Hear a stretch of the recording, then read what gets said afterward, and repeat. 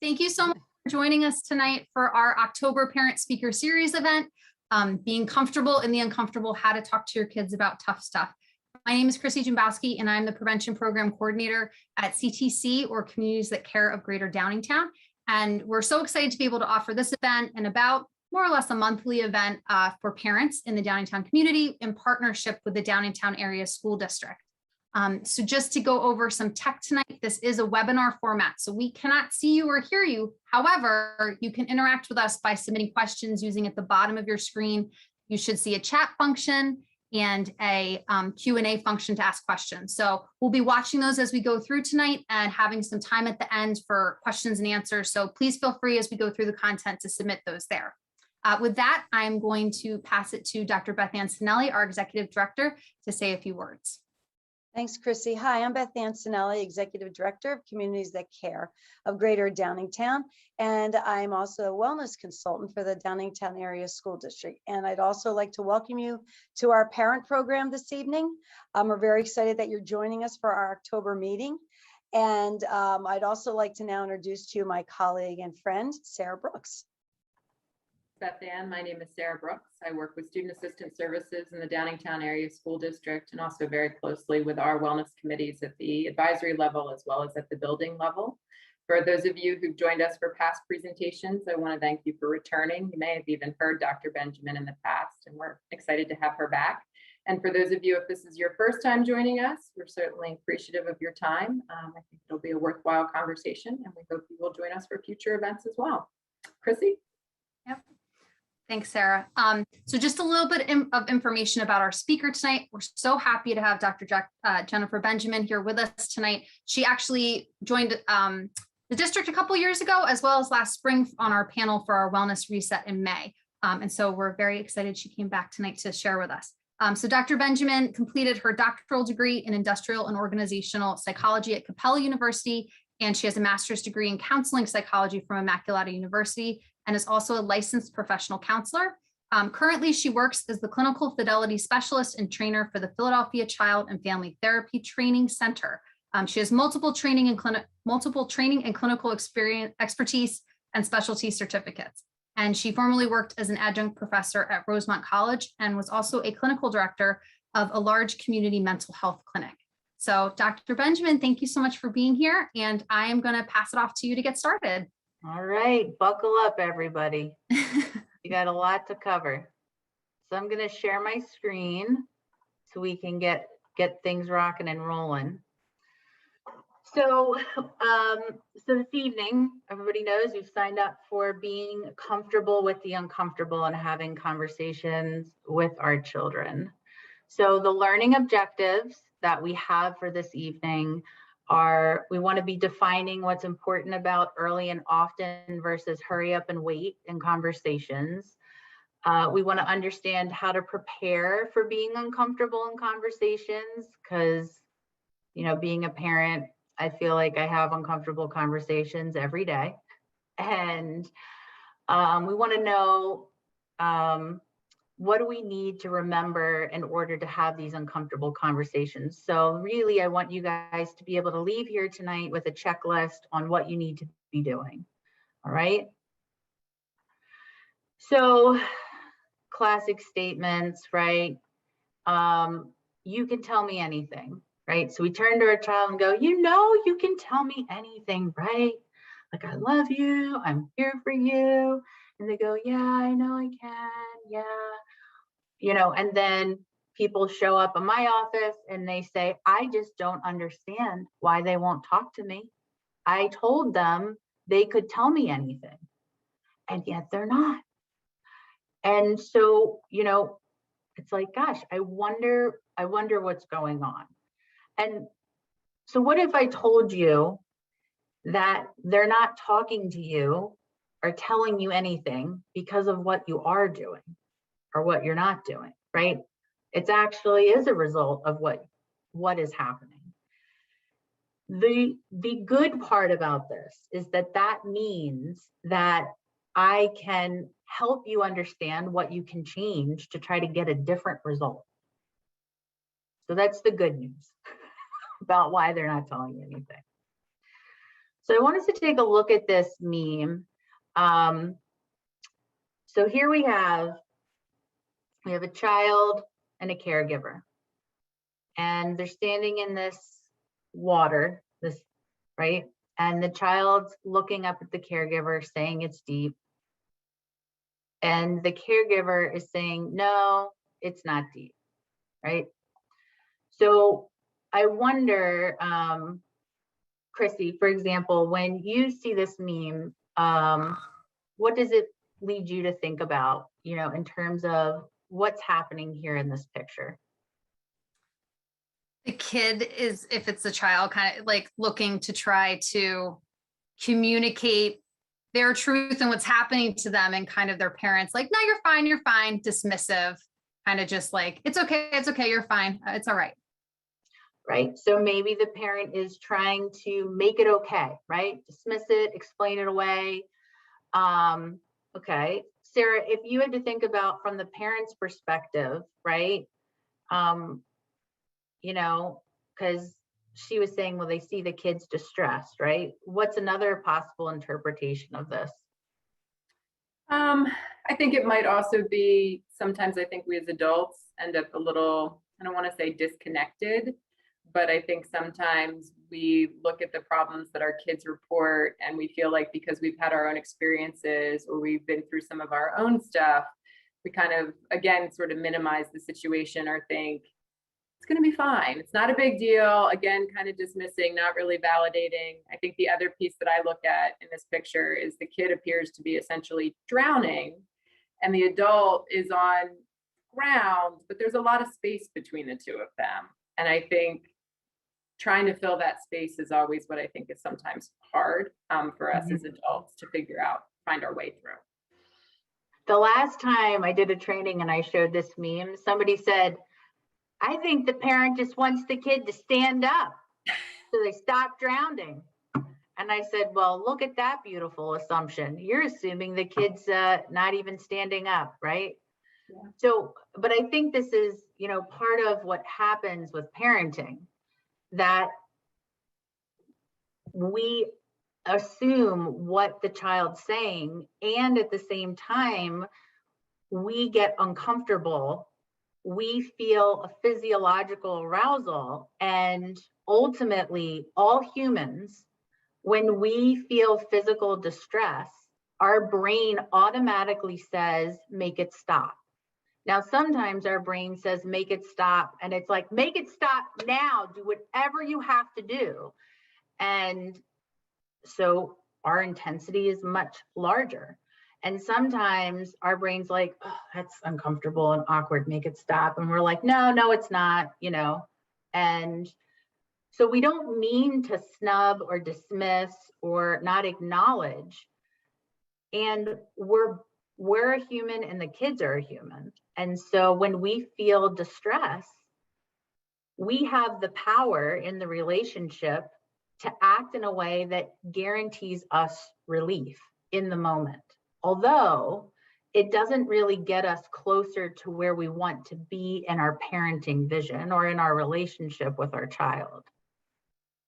So what ends up happening over and over as the conversations get more intricate and more awkward and the content gets more private and personal and more outside our comfort zone, we speed up our thinking and we become very fast thinkers in the face of being uncomfortable. I see that I got a chat. Oh, that's from Chrissy. Just me telling people to ask questions as we go. Yep. Reminder, Oh yeah, I'm good at the multitasking. So y'all, it's good, right? I got you. I got my chat box up and ready. So this physiological arousal, this urgency to seek relief speeds us up and creates very fast thinking. The problem with this is that it's very driven by emotion and sits in our middle brain where we don't have any complex problem solving or decision making. And so when we can learn to slow down, it brings us into our front brain. Our front brain is where we do all the where we can feel emotion, but we pair it with logic, where we can problem solve something even if we're uncomfortable. And I think what we don't understand about parenting is that nobody told us we have to go fast. We just think we have to because we feel it. So we think it's true. And in actuality, we have to slow down to get to our parenting vision faster, right? We have to slow down to build mastery in these uncomfortable conversations. Even though our body is saying, oh my gosh, go as fast as you can, this sucks, right? And so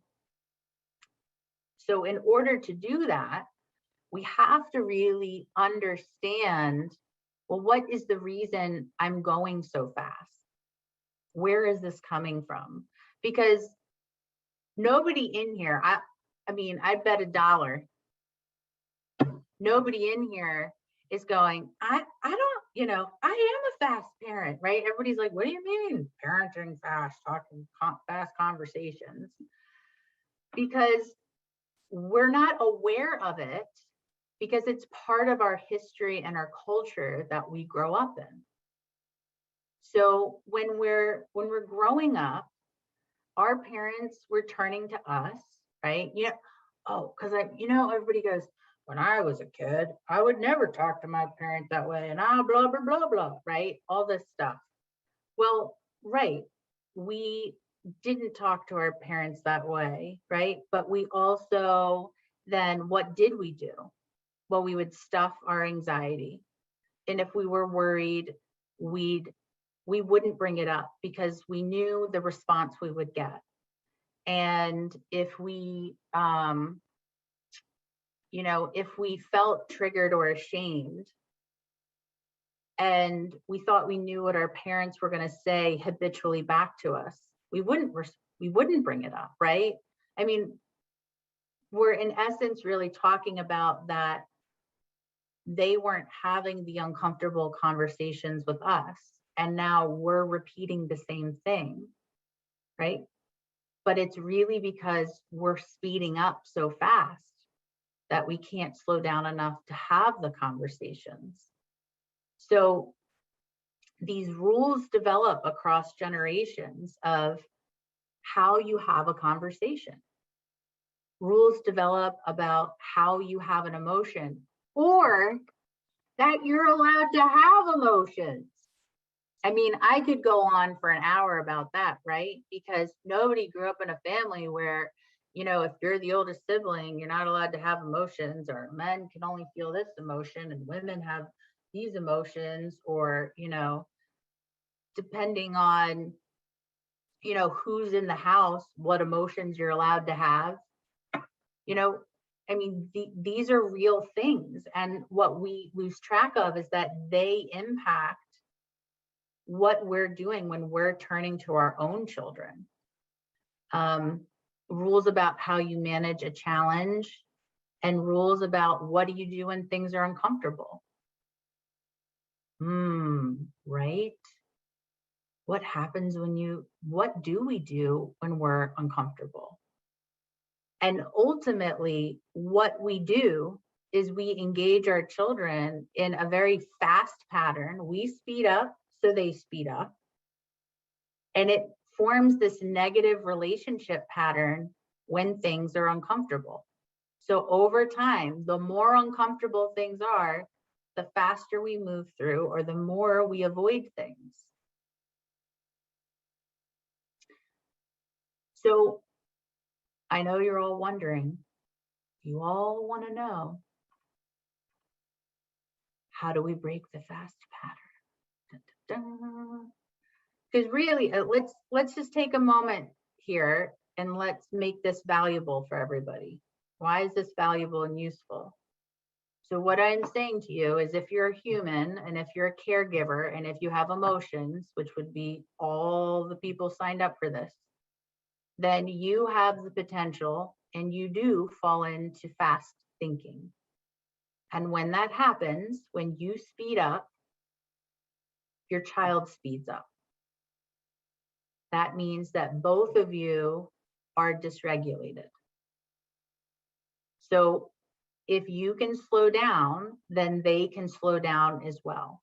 And there are numerous psychological theories connected to this. So there's scientific proof for all of this, right?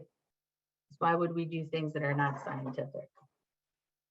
So what we have to do is not only regulate, but this whole notion of prepare to regulate. You know, I think about when I meet with people or work with families, this negative pattern plays out, and eventually there's an explosion, or it's like, right? And then the dust settles. And then when the dust settles, there's this relief, right? Because what did I say? Everybody wants relief. And then we're like, I hope that doesn't happen again. But nobody figures out what to do differently. So then it does happen again. And as kids get older and things get more complex, it speeds up. So when the dust settles, that's when we have to prepare to regulate moving forward, right? The dust settling is usually when we go, oh, my goodness. But that's when we actually have to go, okay, what do I want to do differently next time? Okay. So here are some areas that I usually, like, very basic, that I could recommend to anybody to use to prepare to regulate. So first one is breathing. Now, has anybody ever been told to just calm down? Oh, Beth says she has. I don't know if Beth is just giving me a high five or if she has a specific question, but if you have a question, Beth, or a comment, you can put it in the box. But yes, Beth is like, yeah, I have. It is not fun, right? And I have yet to meet anybody in all of my years who said, somebody looked at me and told me to calm down, and just calm just fell right over me like a veil. It was just amazing. No, it doesn't work that way, right? So what we know about our respiration and being regulated. Oh gosh, Beth, right? Yep, it helps so much, doesn't it? Everybody just calm down. Right now, Beth, so see, you're pulling out the self-disclosure in me. So, you know, I don't believe in teaching things I don't practice. I have a child, you know, when she was 5, my husband and I both work in mental health, behavioral health. She's 5 and she is running this house, right? And we're all like, you need to get her right. You know, we're screaming at her, we're like, don't yell at us.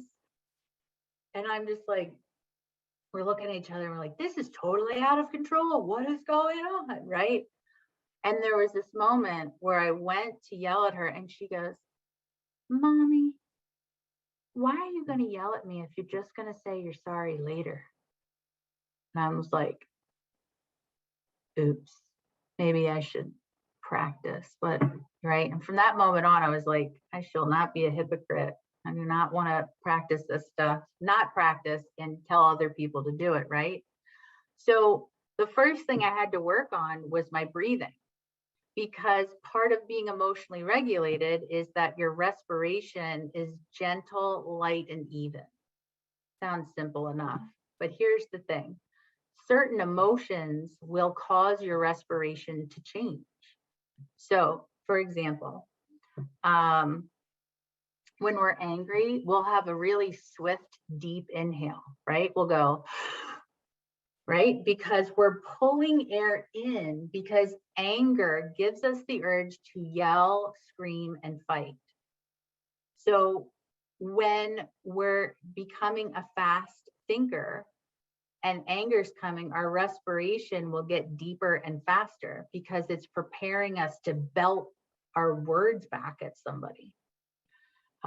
So other things that can happen with our breathing that impact our ability to regulate, when we are feeling shame or embarrassment, we will hold our breath. Right? Everybody try it. Try holding your breath. Ready?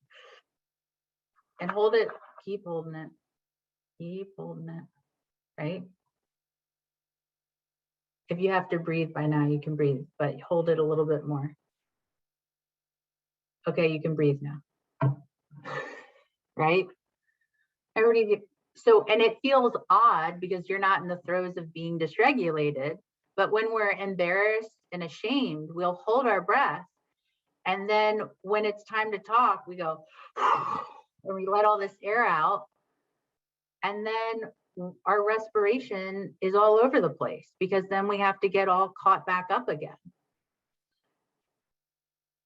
So another thing that can happen with breathing could be that we get really shallow in our breathing and we start breathing in our upper chest. I call that the being chased by a tiger breath, right? Because all of your arousal nervous system that turns on your adrenaline and cortisol, all the nerve endings are right up in here, right? So if you're panicking and your respiration moves up here for too long, you can start turning on your arousal system and really activating yourself emotionally, right? So what we have to learn and part of preparing to regulate, when the dust settles, we think back and we go, was I angry? Was I ashamed? Was I panicked? Right? How was my breathing? And what we want to learn to do is identify that breathing is happening and prepare for that breathing. Prepare to breathe in a gentle, light, even way instead of holding the breath, right? So instead of gasping for deep air, we're going to run through an example at the end of this slide on putting all of this together, but one shortcut I have to give everybody is that if you're holding your breath from shame or embarrassment, drop your jaw, right? It's like literally, everybody hold your breath and then drop your jaw. Because when you drop your jaw, you have to breathe, right? So it's an easy way to get your respiration back on track that doesn't really take much, right? And what it will do is it will interrupt the shame building up in your body, which is very helpful. Okay, so we have an idea about breath and how it's impacting your body, right? So when the dust settles, we're going to have prepared how to breathe, going into the habitual argument when it happens again, or going into these uncomfortable moments that we know are going to come again. And we'll run through that once we get through these components. So the next is your body posture. So whether we like it or not, all of our emotion impacts our body posture, right? So when you're at a meeting and you're annoyed and bored and you're sitting on Zoom, this is what you do, right? So I'm sitting forward, I'm resting my hand, like holding my head up. Or if I'm worried, I'm leaning forward, but very rigid. Or if I'm feeling shame, my shoulders are down and I'm not making eye contact. Or if I'm feeling guilty, I'm trying to I'm staying far away and creating an experience of disconnection from people. With shame, I'm also trying to keep from making eye contact with anybody, because when you feel shame and embarrassment, eye contact feels like the most painful thing in the universe, right? So what we have to think about again is when we were in that uncomfortable moment, what was happening with our posture, right? What was happening emotionally? Were we angry and leaning in? Were we anxious and making these worried faces and going, you can tell me anything, I promise, right? Were we bored, yeah, you can tell me anything, right? What were we communicating to our bodies and outside of ourselves? So again, if we know with shame, with breath, we opened our jaw. So with body posture, if you want to kick shame's butt, eye contact. Now, I'm telling you right now, you're not going to want to do it. You're going to be like, no, don't think about it. You just count to 3 and go, and you hold it, and you hold it, and you hold it. And the shame will just dissipate, right? Because you've shifted your body posture. You've changed your respiration. Okay, so the next important part to preparing to regulate is your facial expression. Oh man, this is a big one. So here's the thing.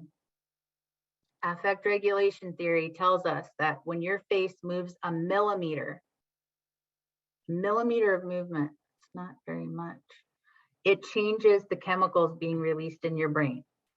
So you're in an uncomfortable conversation, right? And you're like, you can tell me anything. I promise I won't get mad. For some reason, they don't trust us, right? And so our facial expression will shift. And right then and there, I mean, everybody could tell I was angry because my face moved down and out, right? And that's going to impact the anger I feel, which then impacts my body posture, which then deepens and makes more rapid my breathing. And then all of a sudden, I'm thinking so fast, I can't regulate. And I can't tolerate to be in this uncomfortable conversation with my child. So remember, we were talking about the history and the culture we grow up in, right? So if I get angry in uncomfortable conversations, whenever they come up, that's not a coincidence. You probably faced a very similar experience growing up. If I, as a parent, get worried or awkward in the face of uncomfortable conversations, that's not a coincidence. My parent looked at me with a facial expression and a body posture and a type of breathing that created this patterned way of interacting. And now I'm passing it down. I'm repeating it. So what we want to do in this preparation, right, when the dust settles and we identify what was the big emotions I just had that were bossing me around. So that way I can prepare to do something different. So what I want to do is do an example of this using anger, right? Because as parents, we deal with anger and frustration and annoyance and irritation. All those are anger words, right? So if you're frustrated, annoyed, irritated, it's anger. Okay, so what we're going to do is we're going to stand up and we're going to try this out because we have to prepare. Preparing means practicing, right? You're not just going to magically do it. You've been trying that. It doesn't magically happen without practice. Okay, so I'm going to stand up and invite y'all to do it with me. Okay, so I'm pushing my chair back. Okay, so let's pull together all these components using anger. So the dust settles, and when the dust is settling, I have this thought. My big emotion was anger, and it was really bossing me around. So I know that in that moment when I got angry, I was attacking. I wanted to yell, scream, and fight. So when we get really angry and it's bossing us around, what happens is we step forward and we breathe really deep. So everybody try it right now, though.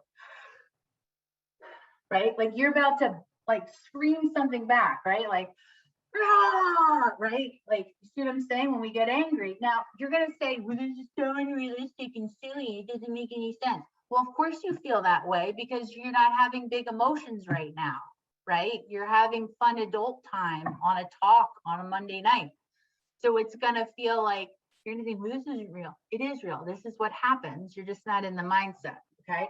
So we're in our angry mindset and we go, ah, right? And we, oh, look at that, right, Karen? And you lean forward when you're yelling at your dog for barking. So because I know I have to work on my breath and my posture and my facial expression, what I do is I'm prepared that if I step forward and take a deep breath, instead, I'm going to step back and I'm going to let the air out without talking. Because the opposite to yelling is releasing the air without saying anything. Right? So everybody, I'm going to show it to you and then I want you to try it. Everybody try it a couple times.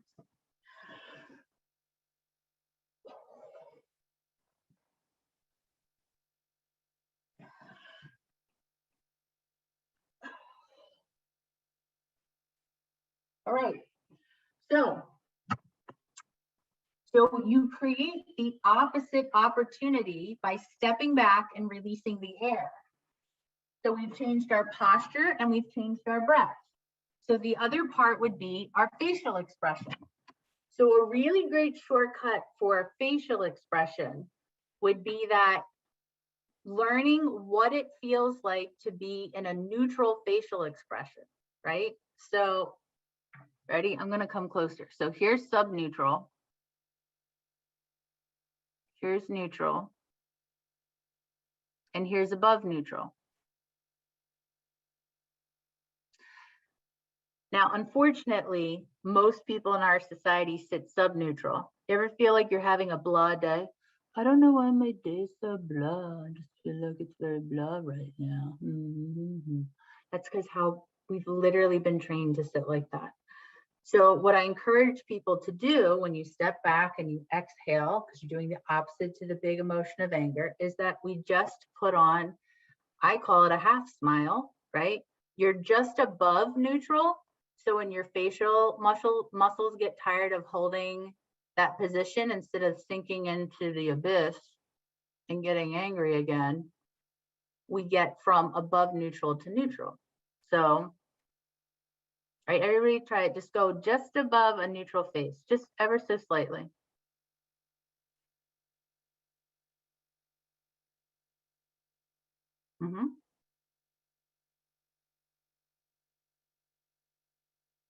So we exhale, we step back, we shift our facial expression, because then what that's going to do is give us the opportunity to reflect instead of just correcting, right? Think about that meme back at the beginning, right? Here we go. He corrected. And maybe his intent was for his child to know they could just stand up. I get it, right? And if we're having such big emotions that we can't tolerate the uncomfortable conversation, so are they, right? And so the difference is that our frontal lobe, again, is fully formed and we can tolerate this, but they can't. So if we don't demonstrate for them how to slow down and regulate, they are not going to magically do it. And if they do, if somehow they keep it together, it's out of self-control, which unfortunately, you only wake up with so much self-control every day. Like, again, scientifically proven that regulation, emotion regulation, is a learned skill that you can prepare for and build mastery in. Self-control, like you holding it together, you wake up with a certain capacity of self-control, and if you use it all day, you will come back home and have none left to give. It's not a lack of trying, it's just there isn't any. So if you guys spent the morning getting out to the bus, everybody used all their self-control, good luck that night, right? It's not gonna go well. So when we can stay regulated and prepare to regulate, it gives us the opportunity to build the vision in our parenting and the relationship we want to have, which becomes so important because the conversations don't get easier the older kids get. and they have access to so much instant knowledge, comments, behaviors, thoughts, impulsive decisions, destructive decisions, access to drugs, access to legal synthetic drugs, being able to make poor impulsive decisions about what they're doing with their bodies, what they're posting. And so things just get more complex. So what we have to be able to do is, in preparing to regulate, we change our emotional response so it puts us in our slow thinking. So then we can start taking advantage of when these conversation opportunities come up, even if they're super uncomfortable and they're things we didn't want to talk about that day. Conversations we weren't ready to have yet. Because I would say most of my uncomfortable conversations that came up weren't the ones I was trying to prepare for. Like I was like, oh, this conversation is totally coming down the pipe, right? No, something totally different. And it doesn't, like, being a therapist doesn't make it any easier. If anything, my daughter's like, I'm not one of your clients, don't talk to me like that, right? So now that we're regulated, we can start building the vision and actually creating a relationship where, when we say, you can tell me anything, you look like they can tell you anything, you sound like they can tell you anything, you're breathing like they can tell you anything, instead of breathing like a fiery dragon from the abyss of hell, right? Like, they don't buy it. So what happens, though, the moment comes, and it's always earlier than we hope, where some uncomfortable conversation comes up, and we go and think about, if we are silent in the face of that conversation, or if we're angry in the face of that conversation, what message does that brand to your child about difficult topics? Right? The first time the elementary student, a client, call him James, said to his mommy, why do girls have what I don't have? Or why don't girls have what I have, right? And the mom's like, I wasn't ready for that. So I changed the topic. And I said, I hear you. What message does that send your child? Now, and if it aligns with your beliefs as a family and your rules and expectations as a family, then, that's important. Everybody's got to have their belief system. But if your response sends the message that talking about, the difference between male and female genitalia is voodoo, if that's the message, fine. But if that's not the message you want to send, that's the one you just sent, right? If you respond by, I've had parents who just, get quiet for 15 seconds and then change the topic. Act like it wasn't even said, put the radio on. What kind of message does that send? Right? I wonder, Chrissy, I know you and I spent a lot of time preparing for this. I wonder what your, if you're having any specific thoughts as I'm just starting to bring up this topic of early and often. No, well, you mean like, one thought I had, I don't know if this is what you're looking for. Of course, now my mind goes blank with examples, but I'm sure I've experienced this but I think the thing as you were going through, it just makes me think of, I think so many parents, and probably a lot of folks that are watching right now, have this thought of like, I want to parent my kids differently than I was parented. And it's just, you don't realize how intentional you have to be, like how much it really takes a lot of thought, because it's so easy to fall back and without even realizing it, without even wanting to do this, repeat the same cycles over and over again. So just sitting here, it's like, I feel like there probably is like a certain sense of guilt, like, okay, one more thing I have to learn to do and all these things. Do you know what I mean? Like, but at the same time also, like, you really have to be intentional. Like, it does take practice and work, but it'll get easier as you go and get more into the routine of doing it. Right. And I think the thing about having a conversation early and often instead of like waiting and waiting and waiting, and then it being so epically huge and it almost feels like you can't even address it. Yep. With early and often, typically, you know, if we say to you, there's like this universal where you're going to feel awkward and not want to talk about it, right? If everybody sits back, right, close your eyes and just take 5 seconds to think about feeling awkward and uncomfortable and not knowing what to say, right? Everybody just think about, conjure up that experience of being awkward and not knowing what to say. Ooh, it's making my heart flutter.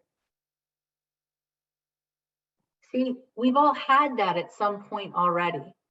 And what I'm saying is, we just are going to stick with preparing for it, right? So if we're regulated, then when we feel that awkward, I don't want to talk about it, that means don't move past the topic until you slow yourself down, right? So James says, why don't girls have what I have? So I said, okay. Can you say, that's an important question, let me think about it? Buy yourself a couple seconds and then say, you know, say your answer that fits with your beliefs. Are you going to say something, Sarah? I was just going to say, I think sometimes we have to give ourselves permission to not know the answer. And I think, to be truthful, a lot of times over the years in working with students who sometimes have said something that I wasn't maybe prepared for or didn't have a formal response for, a lot of times I would sit in the space of, I need you to give me a minute. Like, I'm trying to process what you just shared. And so I think sometimes we as adults really have to give ourselves permission to sort of sit in that place, which is not the most comfortable, and be okay with it rather than trying to like completely avoid it or rush through it, as you've already kind of eloquently spoken to sometimes our habits. Yeah, and let's think about like the application of this, right? So let's say we have a middle schooler, and April, I see your comment, so I'll get to that.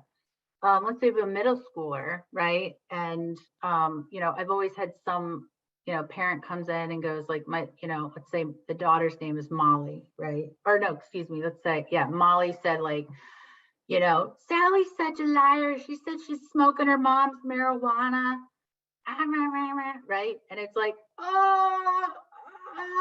right? It's like,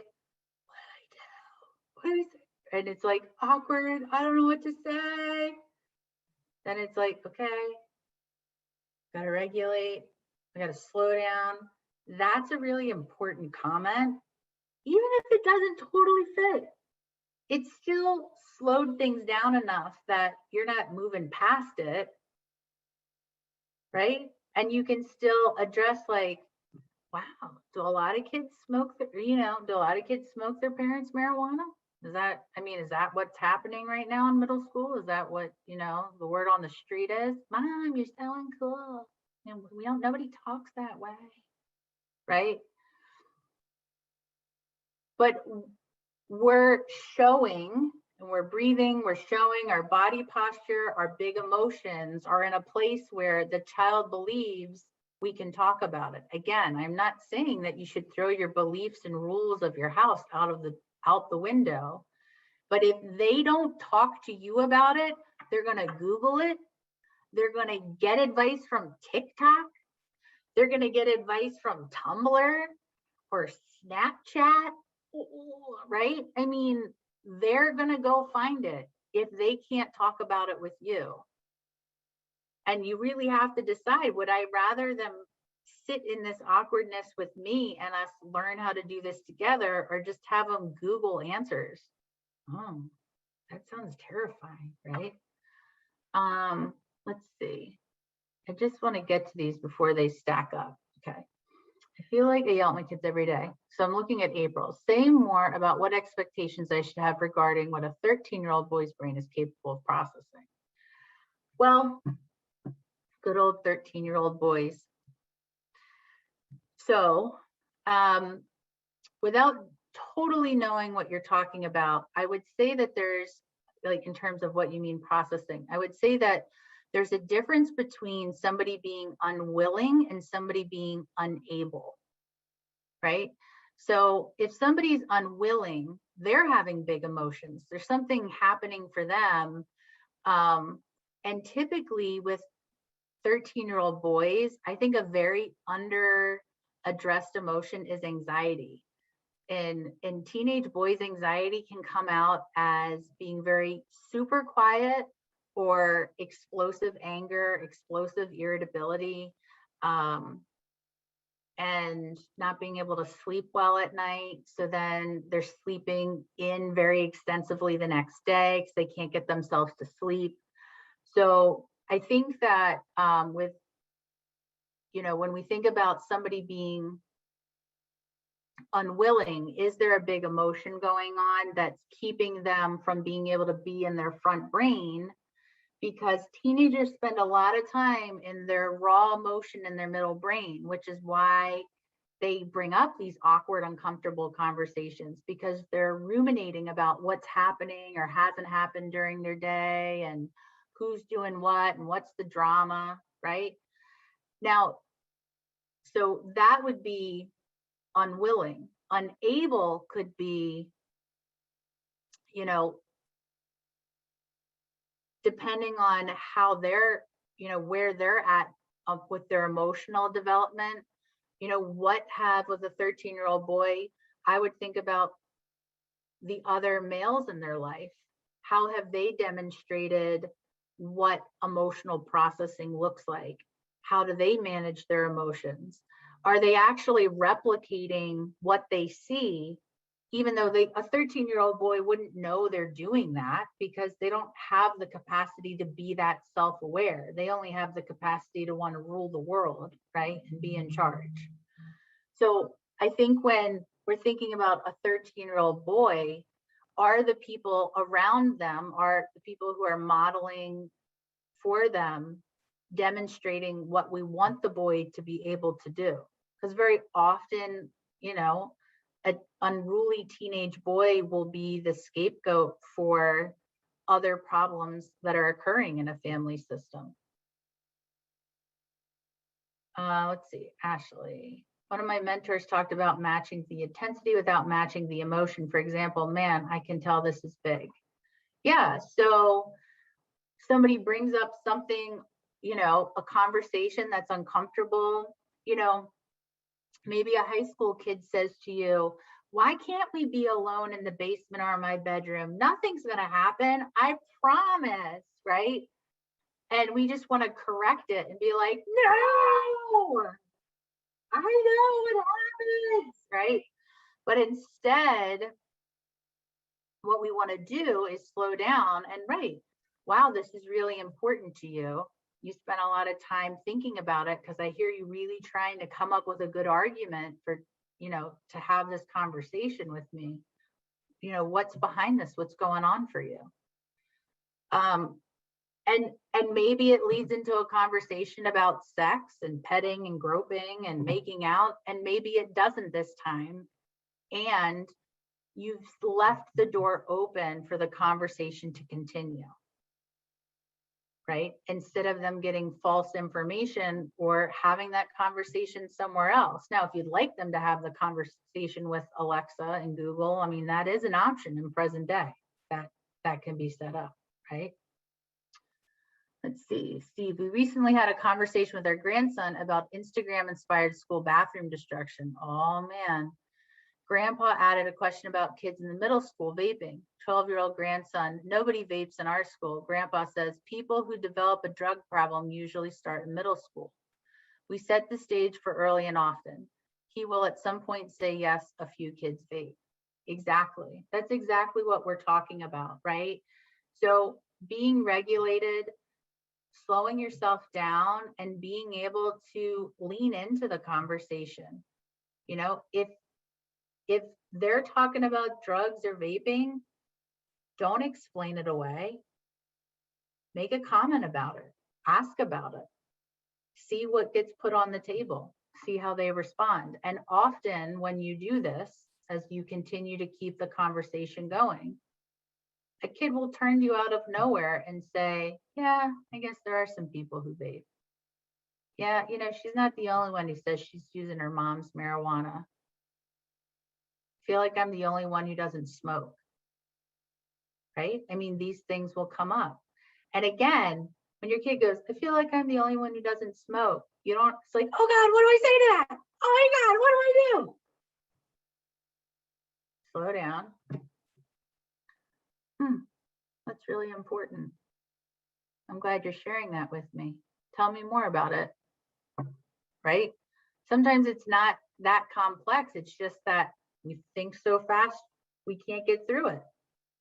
Right? We panic. So another thing that we can do, in addition to this early and often, instead of avoiding it, right, and waiting till it's huge, is stop asking predictable questions and start working on having a predictable relationship that, again, fosters this you can tell me anything, or we know how to talk to each other interaction, right? That it doesn't seem so foreign. So right now, if I said to everybody, quick, put the questions in the chat box we ask our kids when they get home from school. Go. They're going to say, what'd you do today? How was school? Do you have any homework? Did you learn anything? Can you say anything other than no or yes? Those are the 5 questions that come up, right? And instead, what we want to be able to do is foster the relationship and increase our ability to talk with each other outside of these uncomfortable moments. So the uncomfortable becomes a little more tolerable every time. And so what we can do is encourage people through having other questions prepared or that we've thought about in our mind. Now, for some of you, you might go, I can't remember these questions. All right. You take a picture of it. If you were on your phone looking at it, your kid's not going to flinch. Everybody looks at their phone all the time, right? Or, I mean, why can't we put the questions, print them out, put them in a bowl, and pick one out and ask it every day, or at dinner time, or at breakfast, or when they get home from school? You know, think about if you have elementary age children, if they get to pick a question and you get to pick a question and you start this process, right? Or if you're somebody who does drop off and pick up at middle school and the drop off and pick up line, right? Maybe you have a different question every day, or maybe you have the same question. Oh my gosh, it's so great to see you. What made you smile today? Well, I'll tell you what didn't make me smile, right? And then you go, ah! And you go, oh, Dr. Benjamin said, slow down, breathe. Sounds important. Gosh, what happened? Right? But, you know, this way, we don't have to ask the same question. How was your day? Good. Do you have any homework? No. And then silence.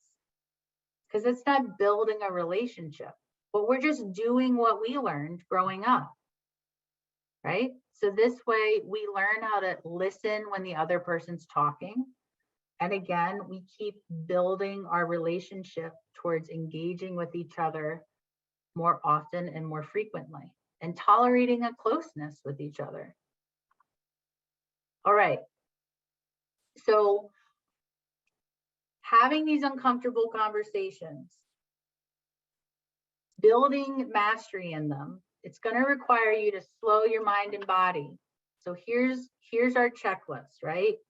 So you need to understand how your past experiences with you growing up and your parent-child relationship or caregiver relationship, how does that inform your fast patterns, right? If your parent didn't know what to do in these moments, you're not going to magically know what to do in these moments just because you're a parent. Make sure you reflect before you correct. Don't be the caregiver in the puddle going, no, it's not, right? Hear what they're saying. And I always encourage people to parent their child. Sometimes we do just have to parent. But this way, it doesn't have to be every single time they're being shot down, criticized, explained away, or snubbed because we're fast thinking. Prepare to regulate. So you're not going to be perfect, but if the explosion happens and the dust will settle, think back to what was the big emotion that took me out? Was I frozen in fear? Was I attacking in anger? Was I so embarrassed I couldn't even look at my child because if they said, their body part one more time, I was going to pass out, right? Did I not know what to do because they brought up heroin or opioids or sex, right? We'll prepare for it, right? And it's okay. Sometimes in preparing, we go, this is what I would have said. You know what? Go back. Say, hey, you know what? I was thinking about what you said. It's actually a really important topic. This is my thought. I wonder what you think. You can go back. There's no rules that you're not allowed to. We don't go back because it evokes shame and embarrassment. But if we regulate, we can go back and correct it. I wonder what message that sends. I think that sends that we can make mistakes and go back, and we can have big emotions and still have conversations. Ooh, that sounds like it aligns probably with your parenting vision. Have conversations early and often. Keep planting the seeds, right? I know it's different than how we were raised. And there is so much going on right now. We don't want them to be turning to other sources. We want to be their primary source and their natural support.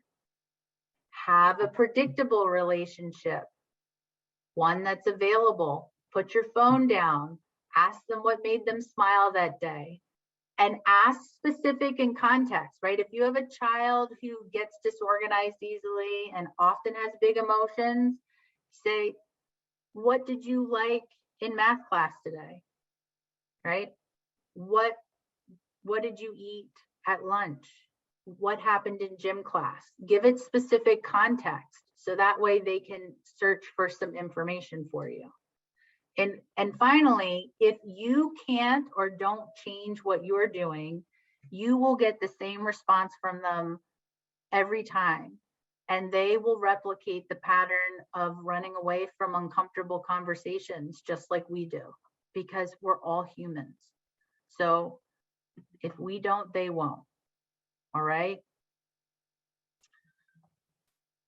So I would encourage everybody to, if you haven't already, check us out on Facebook at PCFTTC or on Instagram at philafamily.com, because every day it's like we're giving away free knowledge about being in a family. And Chrissy always says our knowledge is on fire. We have some really amazing posts, don't we? You do. I will say, I love all those, it's just easy things you can do right away. And even I was going to chime in and say that it's like themes of things that you kind of to-dos to do and stuff that I'll take with me to use immediately is a lot of everything you're saying is just open-ended questions. So like, instead of how was your day, it's like specific, but everything's open-ended. Or even with simple things of, and I'm trying to do this more too, it's so easy if your kid's like, hey, can I watch a show? Can I go outside? Can I do this? Like, it's a lot of times you can default to the no of just, it's okay to, even when it's not an uncomfortable topic, but just to practice that. Hang on a second, I need to think about that. Or it's something that they say to you, offhand, just having those leading questions of, that sounds important to you, tell me more. Like just those little key phrases to have are so significant. And because they include all the things you taught, like validation and creating those connections and those types of things. So those simple things really do. Yeah. You know, I also try to take advantage of when I'm not dysregulated and my daughter asks me something, I'll just say, I'll give you an answer later. I need to think about it. So I create that pattern when I have more self-control. So then when I get really tripped up on something and I say that to her, it's not very surprising.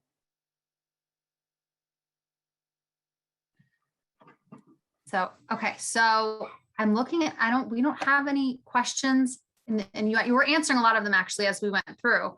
We have, always like a term, whatever. Oh, okay.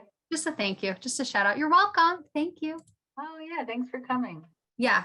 So, no, I think this was great. I mean, I have lots of tips and things right away to walk away with this from. So thank you so much, Dr. Benjamin, for sharing all of your knowledge with us tonight.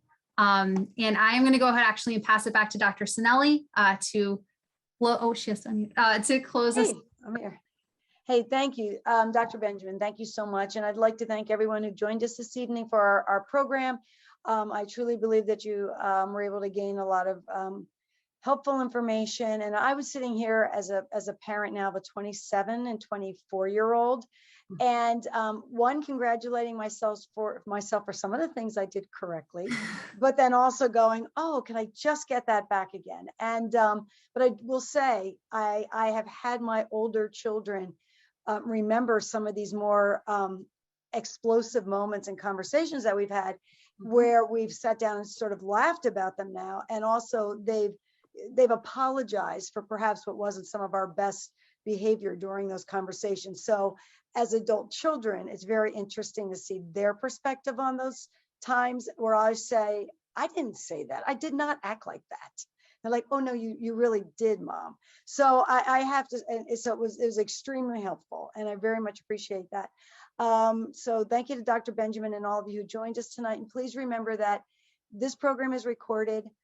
Also, you can go to Communities That Care of Greater Downingtown to our website, Facebook, Instagram for information on this program and others. We have a program coming up on November 9th with Kim Porter from Be a Part of the Conversation. And that program will look specifically, it's called the Mock Teen Bedroom. So we're going to look in greater detail at signs and symptoms of substance use and some very helpful conversations around behavior, adolescent behavior and drug use.